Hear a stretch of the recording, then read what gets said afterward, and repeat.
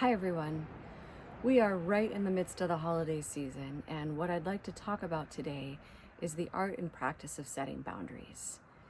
And I really truly believe that setting boundaries is an art and a practice, especially if our intention is to do it in a kind and firm way while also being authentic to our highest selves and really what aligns with our values and priorities. So what I'd like to offer you are a few insights and a couple of boundary hacks to consider as you move through this season, making choice after choice about your time, your energy, and your money. And so boundary hack number one is to get okay with the other person or the other party not particularly liking that you're setting a boundary. And so really when we're setting a boundary, what we're saying is I'm choosing myself. I'm choosing what's right and what's best for myself. I'm not making a decision out of obligation. I'm making a decision that works for me. And when we do this, other people don't necessarily like it.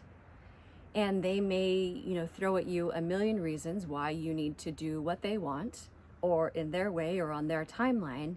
And you get to look at them say, that just doesn't work for me.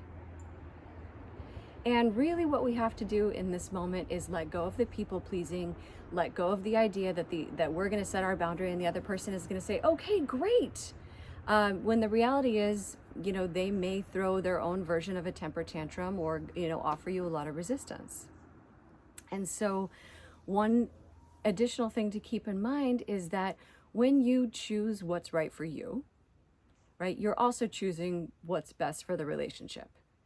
Because when you say yes and you really want to say no, and then you find yourself in a situation that isn't right for you, typically that energy emanates outwards and it does affect the environment, the situation, the relationship, because you're out of alignment.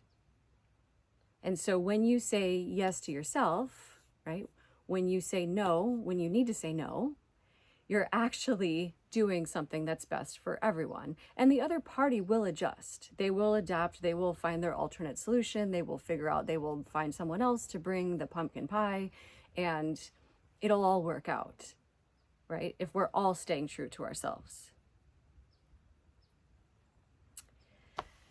Boundary hack number two, if you find yourself setting your boundary and then explaining, defending, or justifying, remember this simple acronym, which is WAIT. And WAIT stands for why am I talking? There is nothing more that needs to be said. No is a complete answer, right? You do not owe anyone an explanation, a reason, a rationalization, a justification, a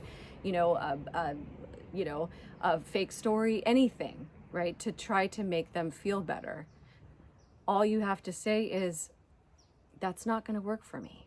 You can say, I'm sorry if you'd like. You can say a variety of things, but really no is a complete sentence and that's not going to work for me. Now you may want to follow up with well, I can do this or I can do that, but only if that's absolutely true for you. No thanks. Thank you so much for the invitation. It's just not going to work for me right now. I know this is tough. I know it's really tough. And that's why I offered you the acronym, which is WAIT. Why am I talking? It is actually okay to say less and not more. And typically when you do say more and you offer all these reasons and excuses, it just gives the other party more to work with and to latch on with. It kind of muddies the situation. It creates more confusion rather than the honest truth, which is that's not in my highest and best interest right now. That's not healthy for me. And so therefore I'm saying no. So whatever version of that works for you, go with it. Boundary hack number 3, just because you can do something does not mean that you should do something. It doesn't mean that it's absolutely in your highest and best interest. Just because I can go to Aunt Sally's ugly sweater party does not necessarily mean that it's in my highest and best interest, that it's healthiest for me to put myself in that situation at the ugly sweater party. Now, maybe the ugly sweater party is wonderful and you have the time of your life at the ugliest sweater Christmas party? And if so, then go. But if you're sitting there churning and you've got this knot in the pit of your stomach thinking, oh my God, I absolutely do not want to be there, then don't, right? Listen to your body, listen to the cues that your body's giving you, right? Breathe, center in, figure out what's true for you in that moment, and then make your decision accordingly. Just because I can do something does not mean that it's right for me or in my highest and best interest. Does not mean that it aligns with my values and priorities. And those are the questions to ask yourself this holiday season. Is it right for me? Is it healthy for me? Does this align with my values? Does this align with my priorities? Is this how I want to be spending my time, my energy, and my money? Right? Does this bring me energy? Does this vitalize me, or does this deplete me? So just a few thoughts for you to hold as you move forward this season. I wish you all the best in celebrations, in optimal health, in life, and in whatever you're doing during these next few weeks. I'm Lynna Redhawk, and this has been a Front Porch Chat.